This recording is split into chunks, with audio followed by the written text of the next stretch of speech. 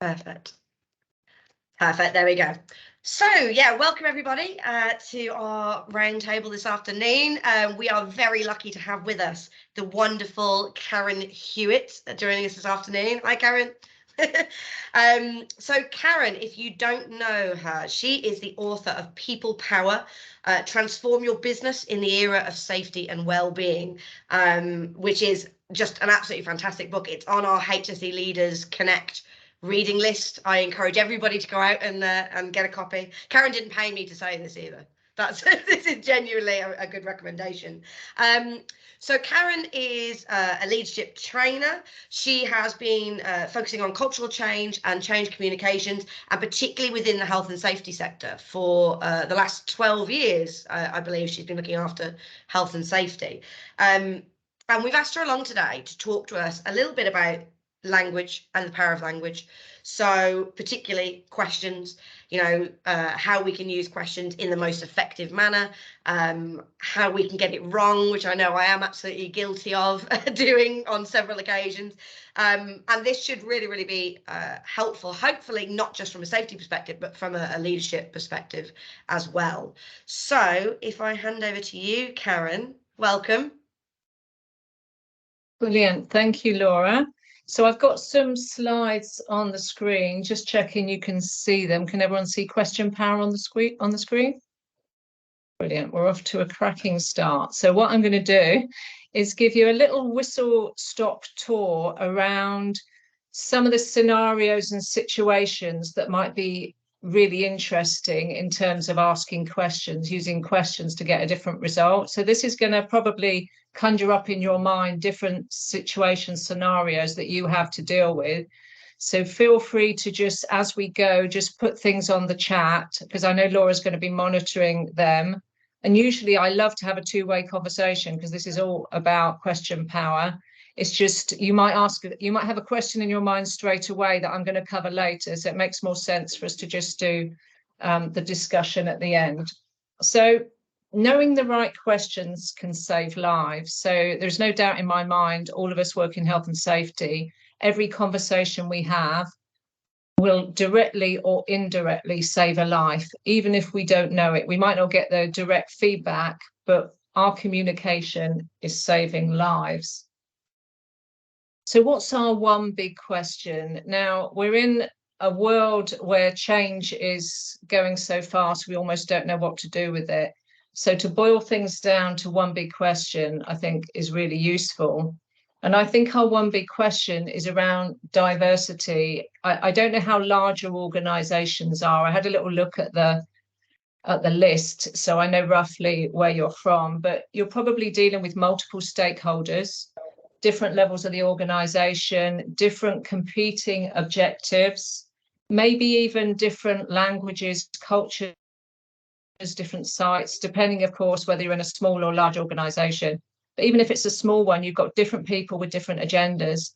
So we need to know how we can get the best out of people to get the best for health and safety. So how do we bring people around to our way of thinking without damaging the relationship, which is really difficult. We've got stuff we need to get done.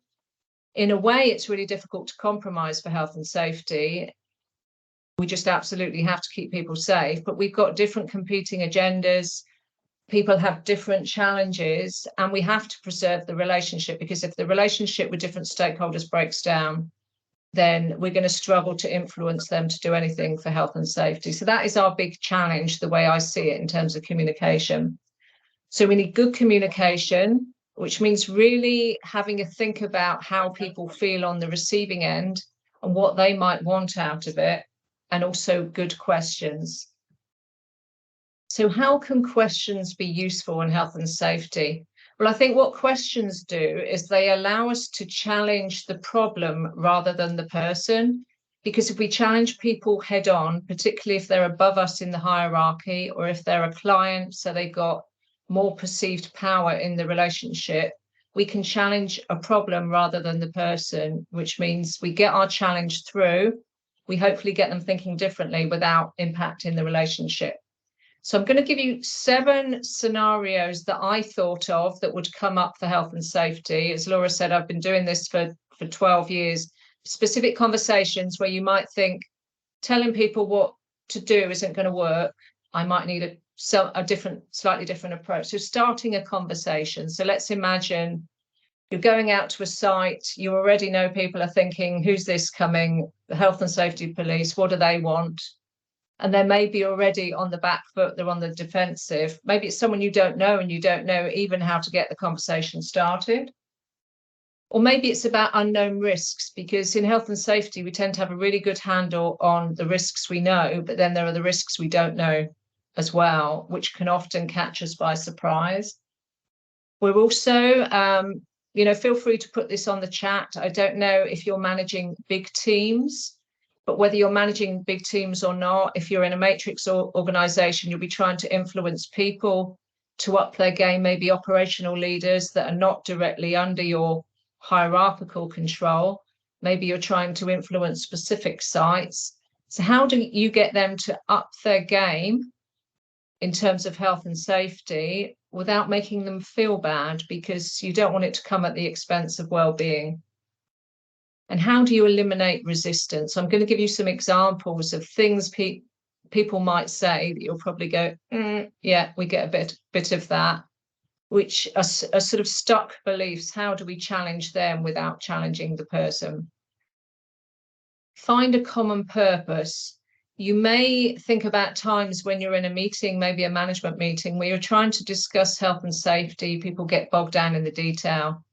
How do you bring everyone back together on the same bus, so to speak, when everyone's going in different directions?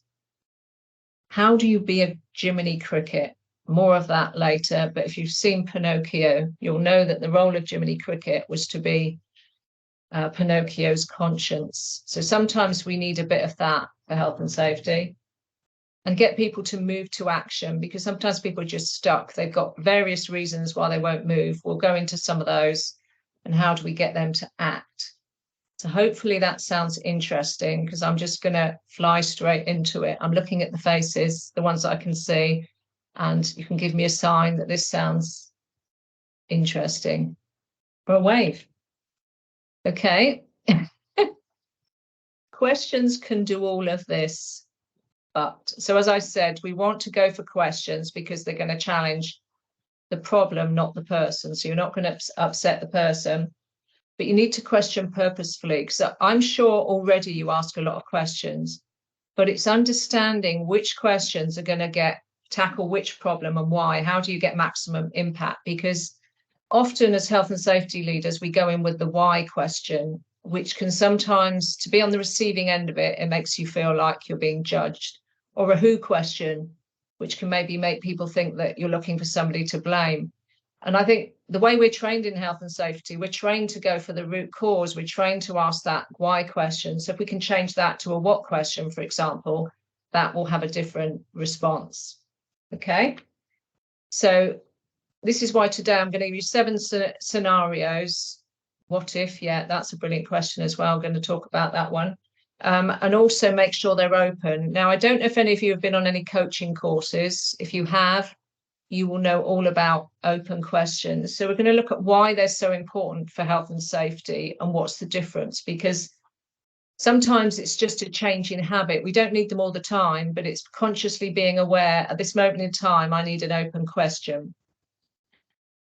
So first of all, starting a conversation is a bit like being first on the dance floor. There's that really uncomfortable moment, unless you love being first on the dance floor, where you think, how do I start this conversation? How do I suddenly get to this point? It's a bit like when I started this conversation today. I don't know you. How do I get to this point that I feel, yeah, we're really getting along and you're going to be receptive to my ideas? So we tend to go in with, how you're doing? Yeah, not bad. And then sort of we move on, but we don't really get any information on what's going on for them. So something like, what's going on for you today, is going to get more what's uppermost in their mind, maybe the challenge that they wouldn't have told you about if you hadn't asked that question. So if I ask you that question, what's going on for you today, feel free to put that on the chat and we shall gather that later. You know, is there a specific reason, and this is a closed question, this one, why you came on this call today? What is going on for you? Okay. So that one will start a conversation. It will get you something you weren't expecting. And I'm thinking, if you've got an image in your head right now of a can of worms, can with all worms coming out, I want you to change that straight away for a box of chocolates, because you never know what you're going to get when you ask an open question. But think of it as extra information that's going to allow you to adapt your original proposal, potentially on the fly, to get a win-win. So even if it's unexpected when you ask this question, I know what's coming up on the chat is going to be completely unexpected for me, but I'm treating it as one of those chocolates in the box. No matter which one I get, they're all going to taste good.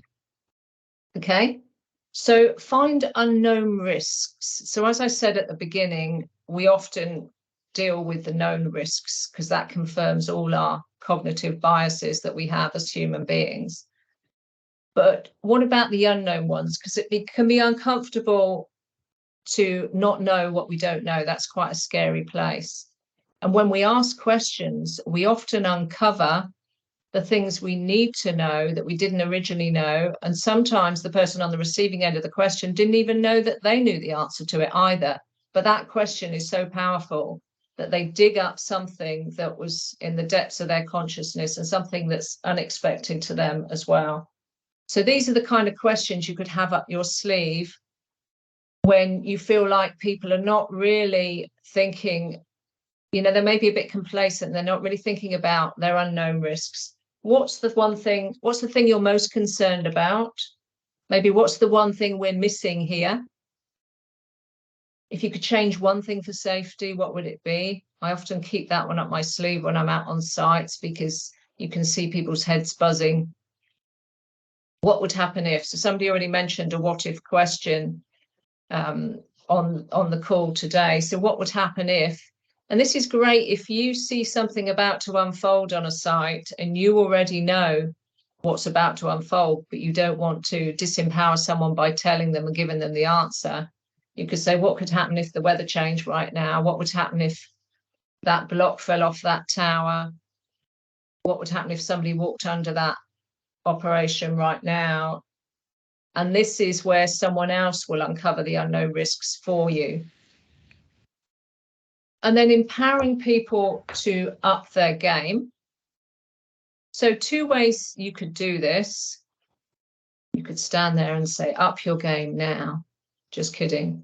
Or you could maybe think about stretching their thinking a bit like a rubber band. So asking them to go out to extremes. Let's say you've got your team together. You could get one part of the team to think about what could go wrong. Let's say you're about to approach a site with a new set of site rules, or maybe one specific rule. Maybe you're going to change the traffic management system, change the speed limit, something like that. You don't know how it's going to be received. You could look at what's the worst thing that could happen, what could go wrong, and what could go right, and get teams sort of brainstorming that. Because when you take people out to extremes like that with great questions, they often meet in the middle and they're often more bought in. It also tends to balance out because of negativity bias. You'll find we're naturally more pessimists. We can find the things that could go wrong, particularly health and safety. We're trained to look for what could go wrong. And we find it more difficult to think about what could go right. So that balances things out, makes people feel better and gets them to, I guess, cover a wider range of possible scenarios. You could also, you may have seen this before, if you want to have a conversation with one person or even a group to up their game, to look at how we can do better for health and safety, you could use the TGROW model. You can let me know either visually or in the chat if you've heard of this. This is a coaching model from John Whitmore. And it's very simple to remember. It's a way to structure any coaching conversation. So the first thing is tell me. So tell me what's on your mind. Tell me what your biggest challenge is right now. So someone will give you a problem and then you go to the goal. Then you ask them, what does success look like to you? And they'll be, whoa, okay, I hadn't thought about that. So you're taking them back to what does good look like? What does success look like? They talk through that. And then you take them to reality. So in terms of achieving this success that you've outlined to me, we painted this vision. How far are you with that right now? Where are you with that? What have you done so far? And then what options do you have? What other options are available to you? So these are all open questions. And then finally, going the right way in the conversation, of course. What's the first thing you could do right now to make this happen? So I love questions which are what are the one thing and what's the first thing, because I'm a huge believer we're so overwhelmed with information. If you can direct people's thinking to one thing or first thing, it helps them to prioritize, because few of us can deal with more than one thing at a time unless we're super talented. And I know we are super talented, but wouldn't it be nice to boil it down to one thing or the first thing? And then if we want to eliminate resistance by challenging beliefs, I have a funny feeling this is the section you're going to like most. Let's see what this conjures up for you. So you've got people saying things like, we've always done it this way. Yeah. So how do you challenge that? Sometimes it sort of takes you aback and you think, where do I go from here? Because it's clearly so stuck in one way of thinking. So you're trying to challenge their perception of reality. So they think, well, we've always done it this way. It's okay this way. And sometimes it can be a good thing because you're talking to people that are really experienced in their procedures and they don't want to budge, because why change it? There's that phrase, if it ain't broke, don't fix it. So sometimes it's a reliability thing. They want to stay with the status quo. But if you want to stretch them out of that for health and safety, you take them to the opposite extreme, which was what would happen if we didn't. And you may not get an instant answer, but you'll see the brain cogs starting to whir around where you've taken them somewhere different in their thinking. That will never work. Just smile if you've heard that one. Was there ever a time when it did? And then you just let them think about that one, really. You might not get instant answers. It's more about the thought process. And sometimes you could just smile and then walk off and leave them thinking about it. And they may come back to you a few days later and say, that question you asked me, I've been thinking about it, even in the middle of the night. It's been going through my head. The business will never go for that. You heard that one before? Sorry, business will never go for that. What would happen if it did? They know what they're doing. How do you know they know? So you're asking the person to sort of think about, have they verified that they know? Are there additional checks we need to get to do? And here's another one. I had to throw this one in because I'm sure we've had this a lot. It's too expensive. Or what's that going to cost? So different options there, various different ways you could challenge that one. What's really at stake here? So you're forcing them to get off cost and get onto the real issue, which is people's lives, which are priceless. What's really at stake here? Or you could say, what if this were the best investment we ever made? What would that look like? And then you're forcing them to think about, rather than what's it going to cost, but what does success look like to them? If this was the best investment they ever made, what would that look like? What would they expect to see? Okay, so hopefully that's got you thinking about how you can challenge some of this stuff. And I know it's difficult because often we want to have closure to a conversation, but with these questions, you don't always have closure. You just have to trust that you've started the cogs whirring and they potentially are now going to change something which they wouldn't originally have done if you gave them a command instead. And then finding a common purpose. Now, this is actually a negotiation technique. When you've got people in a room that are in disagreement, they're often in disagreement about the how rather than the big picture, the why. Because if you're in, let's say you're in a management meeting, everyone's in agreement that health and safety is important, but often you might be discussing on how you're going to implement something, what it's going to cost, how you're going to do it. Will people buy into it? How's it going to be communicated? That kind of stuff. So sometimes the conversation's going everywhere and you need to bring it back on track. So how do you do that? So you ask a question that brings them back, brings everybody back to the common purpose, gets everybody back in the same helicopter. So when you think about safety, what's really important to everybody here, or what's really important to you? What's the one thing we all want from this? Just get people to take a step back and a step up into the helicopter. What's the one thing that's brought us all here today? So I'm giving you my favorite questions, but there are different versions of these, and you'll see that they've got sort of patterns in the way I'm doing it, and also a lot of them start with what and how. There's one there with when. And then be a Jiminy Cricket. So often people know the right thing to do. Let's imagine you're on a really busy site, and this is where this Jiminy Cricket idea came from, because I was working with somebody once that I trained as a coach, and I asked him how it was going. He was out on site and he said, oh, I saw this lifting operation going horribly wrong, and I just sort of took a step back, and then I walked up to the guy and just tapped him on the shoulder and said, how do you think that went? And he said, I was a bit like a Jiminy Cricket, really, just giving them a nudge, because people know the right thing to do. Nobody wants to get hurt, but often they're in the thick of the action with pressure, deadlines that they can't even see straight. So it's really helpful just to give them a bit of a nudge, really. And these are the kind of questions you can use just to give them that nudge. So you're not telling them what to do. You're more really like their conscience in Pinocchio. So you could just say, how do you think that went afterwards? Sometimes you don't have time to wait till afterwards if people are in danger.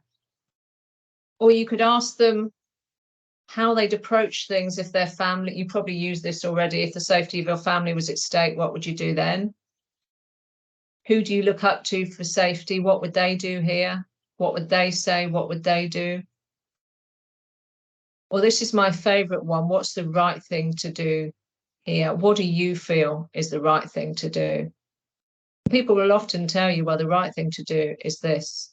So you're tapping into that ethical side, getting them to think, well, forget about everything else that's happening. You know, tap into your conscious here and tell me what is the right thing to do.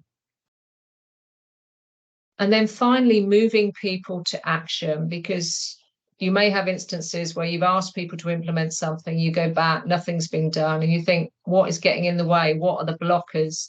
I feel like I've said things 6 times and nobody is listening to me. So often they're using excuses like time, money. You'll hear the same things over and over again. You could say a question like, what could you do to make a difference? What's in your power? Because people will tell you they don't have the power to make a difference, particularly in a big organization. So you ask them, what's in your power? And power is a really powerful word. So if they say, I don't have the time, well, how could we create more time? There's no budget for that. How could we create some budget? And notice in these scenarios, I didn't use you, I used we, because often in organizations, you've got a bit of a them and us thing going on. So I think even if you know that you want that person to do the action, if you use the words we, it sort of eliminates the them and us. It eliminates the barriers between health and safety in the business, and automatically you're on more of a partnership footing. So I try and use the we more than the you.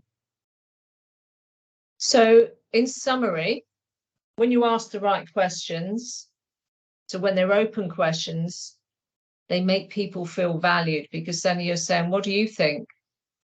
And that's not something we do a lot in business, full stop. We challenge their thinking, because if I say to you, do you like this session we're on right now? The only challenge I'm giving to you is whether to say yes or no. And you're probably going to think, well, I'm going to tell her yes, because then, that's what she wants to hear. So that's what people will mostly do. But if I say to you, what's been the most interesting part of this session so far, then you really have to think. If I was to pick one of you now and put you on the spot, you're forced to open up the filing cabinet that is your brain, think, what were all those things she said? You pick out the most useful thing, and you're more likely to act on it because it's you that's decided that it's useful. So open questions are absolutely brilliant for challenging people, and it takes the pressure off you because you don't have to do all the work. Because once you challenge them, they're more likely to act. So you're going to help them to solve their own problems and remind them of the right thing to do, which health and safety always is, obviously. And you can get the info you need, because when you ask an open question, you're effectively a bit like you're offering an empty cup. I do have a cup here, but it's not empty, so I'm not going to tip it upside down. You know, so my cup right now, it's got about 3/4 full of water. So I've got all the content I'm giving you, but I've left a quarter open for you to fill the rest of that cup for me with your ideas. So that allows me to adapt a bit on the fly and give you what you want. So all the time as health and safety professionals, we are selling ideas. We have an idea of what people want. Like today, I have an idea of what you might want, but I don't really know. So I have to leave a bit of space in my cup for you to fill it up, and let me know whether that was right or not. And then I could adapt on the fly and give you a bit more of what you wanted. Because if you can't get a win-win with the people you are trying to sell your ideas to, they're not going to implement it. It has to be something that's going to help them with the challenge as well. And with all of that, you can become the most influential person in the room, even if you are the lowest in terms of hierarchy, because you will have these great questions up your sleeve. So, just to finish with one of my favorite quotes, you can't solve a problem on the same level it was created. You have to rise above it to another level. So what I'm asking you to do is turn the situation a bit on your head, which can be a bit uncomfortable if you're not a yoga expert. And yes, this guy does look slightly uncomfortable. He's getting a good rush of oxygen to his brain. So I'm asking you every now and again, when things aren't working, just to think, do I need to have some good questions up my sleeve here, and try them out? You can't go wrong. So turning things on their head when you've got a problem that maybe just, it's a boomerang problem. It keeps coming back to you and you know you need to try something different. And sometimes the slow way is the quick way, because the reason we tell people what to do, and I'm not saying you do, but the reason as human beings we tell people what to do is because it's quickest. We get things done and we're all under pressure. So isn't it easier? It's probably the same with our children, for those that have children, just to tell them what to do. But we know that they're going to grow in the long term, and we're going to get a better result in the long term if they find their own way to the problem. So sometimes the slow way, taking the time to ask a question and accepting that the feedback might not be instant, is the quick way. And I'm going to finish now with my favorite power question of all time. What do you think? Enough from me. Lovely, thank you very much, Karen. That was really, really interesting. I thoroughly enjoyed that. We're going to throw the discussion open. So this is, it doesn't have to just be questions. It can be thoughts, musings, situations you've been in. What we want to do is really share experiences here, so we can all benefit from it. So if you can just put your hands up on the top, not physically because I might not see you, and I will come and call on you and we can sort of start the discussion that way. To kick it off though, Karen, all of this I found really, really interesting. Being a manager does not come naturally to me. It's something that I'm very, very aware of, and all of these tips are definitely going to help me, particularly with the slowing it down. I know that I'm very, very guilty of trying to do the open questions and trying to eke the information out and then getting frustrated and just telling them how to do it, because that's a lot quicker. Do you think it's innate being a good manager? Have I got hope? Can I learn this? There is lots of hope. Yeah. And it's because I'm very old, Laura, that wisdom comes and you learn different ways of doing things. So over the years, what was probably something tricky for me to do has become more of a habit now. I spend a lot of my time with groups of people asking open questions, running group coaching and individual coaching. So it becomes more of an instinct, and it's really amazing when you see what comes back. And I no longer think about, I said you need to sort of know what questions to ask when. I don't really think about that anymore. It just becomes more instinctive. Yeah. And if you're looking for somewhere to start, I would just pick a couple of questions. Like, for example, this one, what do you think? What we tend to do, we're sort of trained in a corporate world to give a presentation, and then what is on the end? Any questions? Yes. No? Yeah. Okay, that's fine. Thank you very much. And so with our whole body language and our language, we're giving the impression that our cup is not empty, it's full. And I'm just drinking it so that it empties a bit now. But whereas when you actually take a pause and you say, what do you think? You're telling people, I'm really interested in what you think. So if you just want to know one place to start, when you're telling people what to do or issue an instruction, right, this is what we're going to do, guys. Just one habit to change is just finish with, what do you think? Just look them all in the eye, open body language, nice bit of silence, and wait and see what you get. I love that. I can do that. That's a really helpful one. Thank you. Stephen, I think you had a comment or a question. Or... Yep. Oops. Oh, no, Can you hear me? I'm sorry. I'm sorry. Yeah, you're here. I'm not sorry. I'm not very good at Teams, and we don't normally appear on camera at work. Can I just say what a pleasure it is to be invited? And it's lovely to be in this company. I'm told there's a lot of senior managers as well, and me, not me, but so to think of some good questions. But my question, I'll try and keep it brief. I resonated totally, Karen, with the bit in your book, and I said this on LinkedIn to you about a week ago. The bit in your book where it says managers, line managers, and supervisors can be the missing link. Even worse, if they don't reinforce safety, that's even worse. So I'm actually listening and writing down a few things, and I'm coming up with some answers from your talk, which is communication and just getting some good questions ready. My scenario is we've got a manager at the top, and then lots of managers underneath, some better than others. But some are not reinforcing the health and safety message. They're not doing e-learning, so the teams are not doing e-learning underneath. And the manager at the top, in my one-to-ones, we discuss this, but nothing's happening. So certain teams are very good, certain teams are not good. That's my scenario.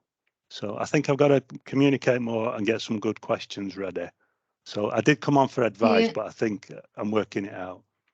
Yeah, that's made me think, and I love these sessions because they inspire me so much. It makes me think about situations I've had, and sometimes we assume that people are great communicators in general, but we have to go back to the real basics of what makes good communication. So I'm thinking about, I went out to Brazil the last time I was in a full-time job to implement to train people in coaching, and they were frontline workers, so they were sort of supervisors, big manufacturing sites, and we went right back to basics. And when I mean basics, I mean things like, if you want to have a good conversation, like you're doing a toolbox talk with your team, everyone has to be able to see each other, you know. And I modeled that through the whole of the sessions that we did, because the first thing I do when I run a session, which is why obviously right now not everyone's on camera, and I understand that, but if you can't see each other, it's difficult to have a full communication. And they changed their procedures, even around the toolbox talk, saying they would have the toolbox talk in a circle, because also it's about inclusion. You need to include everyone. So there's some real basics, like the one I said to Laura then about getting them, even if they're going to do the toolbox talk in a real sort of transactional kind of a way, at the very least, they stop and say, what do you think? And get an answer from every single person around them. Let's say there's 10 people in that toolbox talk, getting everyone to say what do they think, rather than saying, are we all in agreement with that? Yes, sign here, which is what often happens. So you could just teach them the importance of the very basics. I mean, what I showed you today has some good psychology behind it. So I've taken you from sort of basics to some more advanced stuff, like the challenging the beliefs is a bit more advanced. But you can give people some real basics, like going up to them and say, what would it take to improve communication? Get them to do it. See, there's an open question. What's going wrong with the communication here, and what would it take to improve it? What would you suggest? And get them to come back with their ideas. Thank you. If that helps. Thanks a lot. Thank you. Yeah, really helpful. You. Interesting what you said there about everyone having to see each other as well to be able to get that engagement, because obviously things have changed quite dramatically from COVID, haven't they? And we are doing a lot more virtually, and we're not necessarily face to face as well. So yeah, even just something as simple as making sure they have their cameras on when you're, you know, when you're having those conversations with them, that's really good. I'm definitely going to pick that up as well.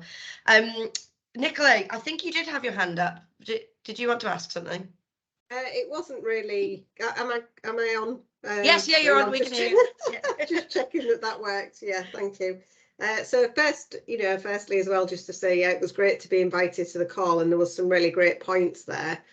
I think from my own point of view, when we had the discussion about coming on the call, the sort of angle that I'm looking at this was more from, I'm from food industry, so I work with a lot of business reds, and it's more about the senior management teams. So there's conversations whereby you're stood outside, they've already made a decision before you're walking in, and you've probably got 10 minutes of which that you need to, convince somebody not only that it's the right approach, but that it's worth the investment in. But I have to say that a lot of these points can be quite transient, so it has been really useful, even from that point of view, to sort of think about how I would use some of those questions in respect of that situation. But I was just going to say that it's really about, for me, what I've found is about being prepared. You also said about hidden risk, and I've found that when you need to link whatever you're doing to your continual improvement to sort of the business objectives, and really making sure that you're targeting the right person, because that can be quite hidden. So I've found that that's quite difficult in a business, is, are you actually approaching the right person? Because responsibility and accountability in my line of work can be quite hidden in itself. It can be quite difficult. And really trying to find out what motivates those people. So, what is important to them? And that goes back to that, so what if? And the angle that I use that from is, well, what if we don't do it? Because that's what I'm going to get asked when I go into that meeting. What if we don't do it? So what's going to happen to us if that doesn't, if we don't do that? So it's really, it's having that preparedness around that, really.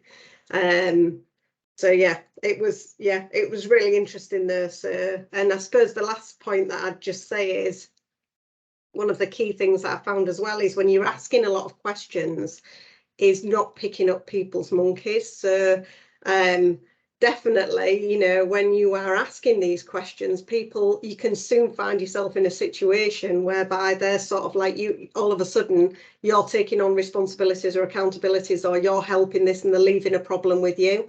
So again, it's how you ask that question. And although you are challenging their thoughts and beliefs, it's also making sure that you leave that within you're helping them, you're supporting them, you're challenging them, but you're leaving it with their accountability and responsibility before that conversation finishes. Absolutely, yeah, perfect. I really resonated with that. Any thoughts on that point, Karen, before we move on?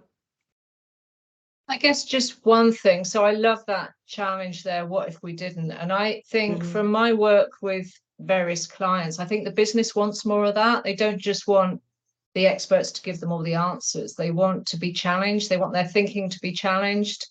So I think that's a really good angle to take. And also something I was going to include today, and I took it out because it wasn't linked to questions. But if you do get people that, particularly people that are senior to you, that have already made their mind up, there are indirect ways to challenge them as well. So throwing out a question is an indirect way to challenge them. So you're not challenging their position, their credibility, you're just asking a question. Also stories, metaphors, quotes as well. Like, that quote I used at the end, the Einstein quote about, you can't solve a problem on the same level it's created. I've got loads of them up my sleeve. Things like, if you always do what you always did, you'll always get what you always got. And there's the Ford one about whether you think you can or think you can't, you're right. So I've been in situations where I'm unable to challenge directly because I'm the lowest ranking person in the room, but I still want to get my point across, without sounding like I'm telling somebody what to do. So often some of these wonderful quotes, there's another one, not everything that counts can be counted, and not everything that can be counted counts, which is really relevant to health and safety. So it's quite good, as well as the questions, to keep some great quotes up your sleeve and just see what response you get to it, really, because it will challenge people's thinking and And there's some things you can't control, like you say, if people have already made up their mind, but at least you've put the challenge across. I love that. Love a good quote myself. So I might do that actually. The HSE Leaders Connect group. Maybe we'll start a chain of all our favourite quotes and start collating them, because yeah, I do love a quote. JD, I think you've had your hand up for a while. Did you have a point you wanted to make? I do, thank you. I have to put it back down now. It's starting to ache a little bit. Yeah, thank you very much for that, Karen, related to everything that you said. Just 2 points that pick up for me. One was the asking the open questions, and yeah, completely agree with that. I think I probably would go one step more with that in terms of it's the motivation behind those questions as well. And if you go into every situation, every conversation with that natural curiosity and also being authentic, that is equally, I think, as important as the open questions, because people will see through it otherwise as well. And I think that also helps then to start to build that relationship. If people can see that you're asking an open question, you clearly care, you're clearly interested in what they do, how they do it, and what their life is like. And I think that's really important. And the other thing, that the photograph that resonated to me was actually the guy on his head, probably for an unexpected reason. But I took up CrossFit a few months ago, and I've had to start skipping for the first time, and all these kind of crazy. I'm starting to do like handstand push-ups, and I've never done a handstand in my life before. But I think again that just goes to show that as well as keeping ourselves out of our own comfort zones and looking at the world from different perspectives, there's always something where you can get a connection with someone, and it might not be the situation you're both faced with literally there and then. So those early, I think almost your first point was starting a conversation. If you can start a conversation about something that person is going to be passionate about, then they see that you're authentic. Those sort of things are just so powerful. So really just to add to what you've already shared, but they're the things that resonated with me.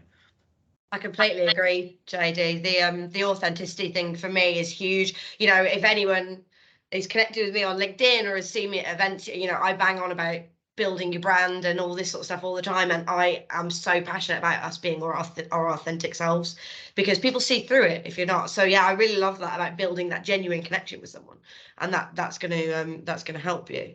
Dan, did you have a point?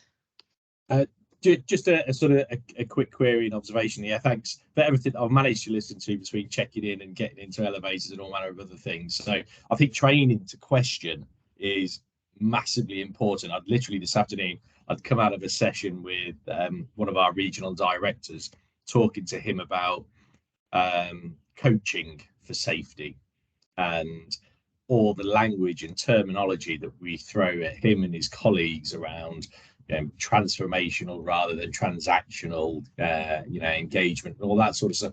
And we expect people, they expect our colleagues, expect workers just to be able to do some of this stuff. So we were actually talking about some really quite poor accident investigations that happened recently, and how do we retrain and how do we engage and get better quality out of them. And questioning, it comes naturally, I think, to health and safety people, because we're nosy.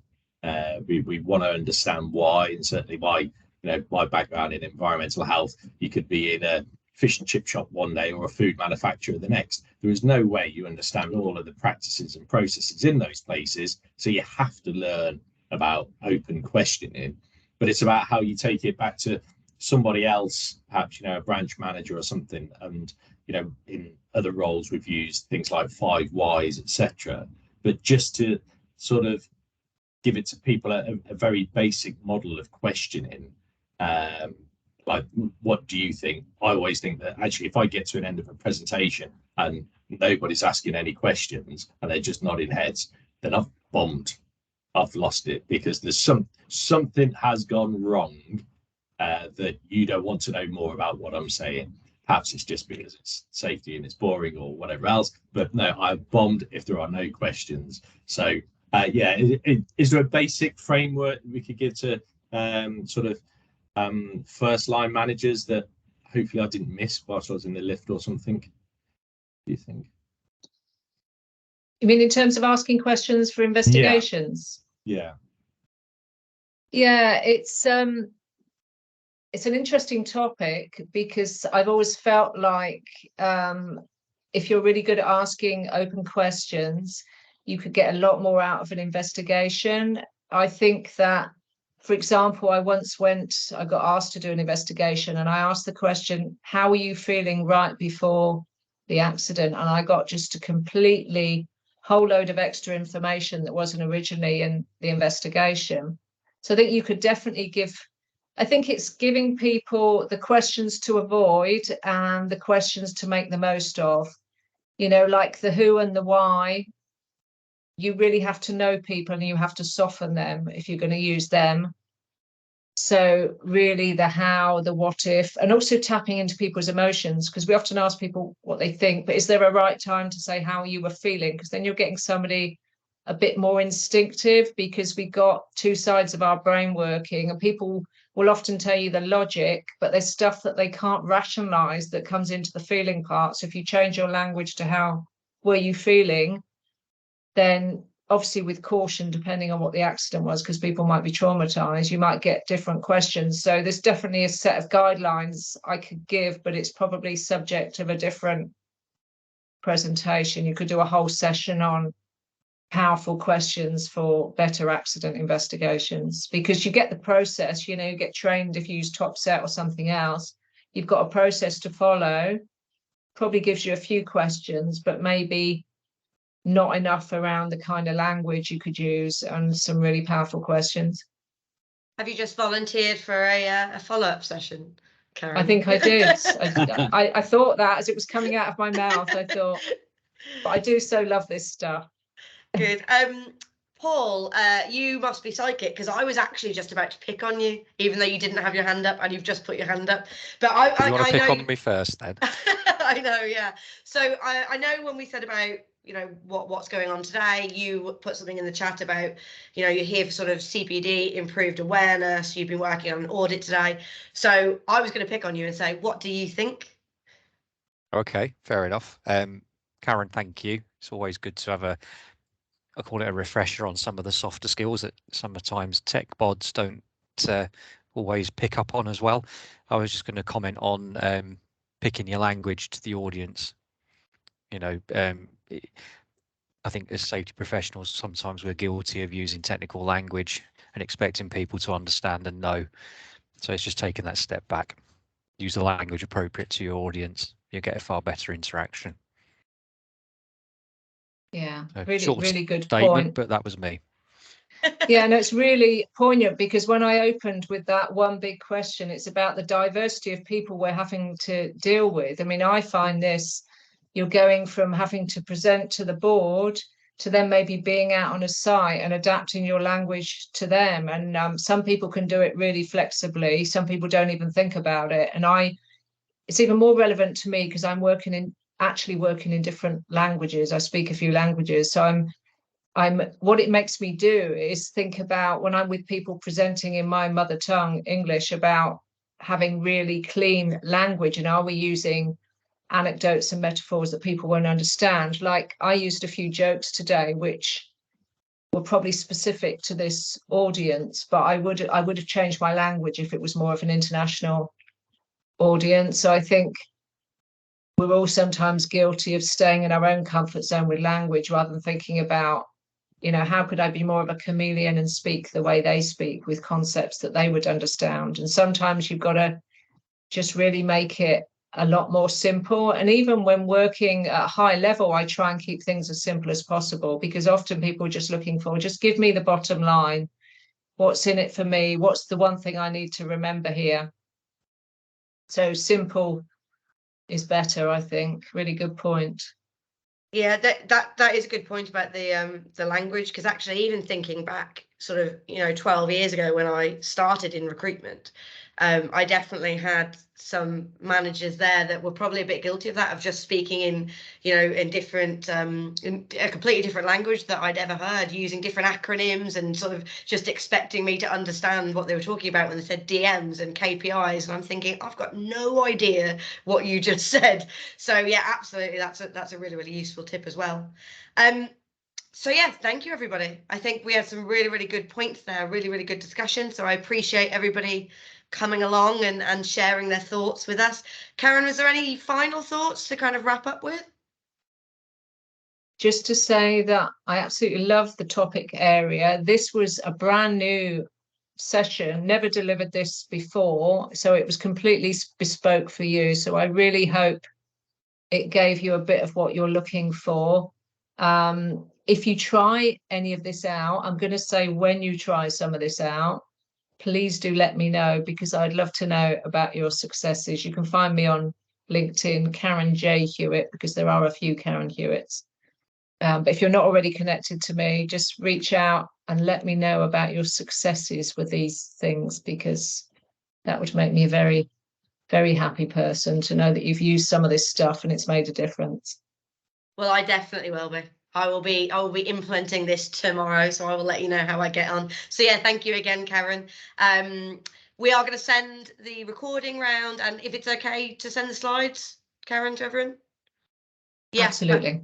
Perfect. So we'll send that round to everybody after the event as well. And as Karen said, you know, any questions, do connect with her on LinkedIn. You know me, I'm on LinkedIn 24 hours a day as well. So feel free to reach out. Before we leave, I just thought I would mention our next event that we've got coming up. So bear with me 1 second. I'll share a bit of detail. Can everybody see that? Yeah, perfect. So unbelievably, HSE Recruitment is 20 years old this year, which yeah is crazy. That's gone so quickly. So we are having a few anniversary drinks to celebrate. This is going to be on the 29th of September in Birmingham. I know a lot of you on the call are already coming, and it'll be great to see you. But if you're not signed up already, we've got a couple of spaces left. So please feel free to drop me a line if you fancy coming along. We're going to do, you know, champagne and canapés on arrival. We're doing wine tasting. We've got a master sommelier with us at the venue, who's going to be taking us in little groups to teach us all about my favourite subject other than safety, wine. We've got some entertainment as well. We've got a magician there on the evening. We're raising some funds for our charity partners as well, with a silent auction. Our charity partners are SmartWorks, who are a company that help women get back into work when they've been, you know, in sort of abusive situations or homeless, or, you know, otherwise unable to sort of access opportunities. And our other partner is a Primary Engineer, which is a company that goes into primary schools and helps spread STEM amongst the kids, and help get them excited and get them thinking about sort of career opportunities. So two really great charities. So yeah, please, if you want to come along, then do just drop me a message, and I will send you across the invitation and the details. But otherwise, thank you very much, everybody, and I'll let you get on with your evening. Bye. See you later. Thanks, everyone. Lovely to meet you. Bye. Bye. Lots of us waved then, Karen.